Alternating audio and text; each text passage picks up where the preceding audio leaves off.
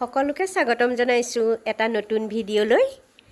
গোলাঘাটৰ ইস্কন কেন্দ্ৰৰ উদ্যোগত গোলাঘাটৰ ইস্কন কেন্দ্ৰৰ তত্ত্বাৱধায়ক শ্ৰদ্ধাৰ শ্ৰীযুতা লক্ষীপ্ৰিয়া বৰদলৈ বাইদেউৰ পবিত্ৰ ইস্কনৰ ভূমিত জন্মাষ্টমী উপলক্ষে আমাৰ সনাতন মন্দিৰৰ গোপিনীৰ দলটোৱে পৰিৱেশন কৰা ভক্তি গীতৰ এটা সুন্দৰ ভিডিঅ' আজি আপোনালোকলৈ আগবঢ়াইছোঁ। গোলাঘাটৰ এই ইস্কন কেন্দ্ৰত ভগৱান শ্ৰীকৃষ্ণৰ পবিত্ৰ জন্মাষ্টমী 3 দিনীয়া কাৰ্যসূচীৰে পালন কৰিছিল।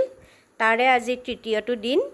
আজি ব্যাস পূজা আছে আৰু এই অনুষ্ঠানতে আমি গোলাঘাটৰ সনাতন ধৰ্ম মন্দিৰৰ গোপিনীৰ দলটোৱে পৰিৱেশন কৰিছিলোঁ এটি ভক্তি গীত আৰু তাৰে ভিডিঅ'টো আপোনালোকলৈ আগবঢ়াইছোঁ।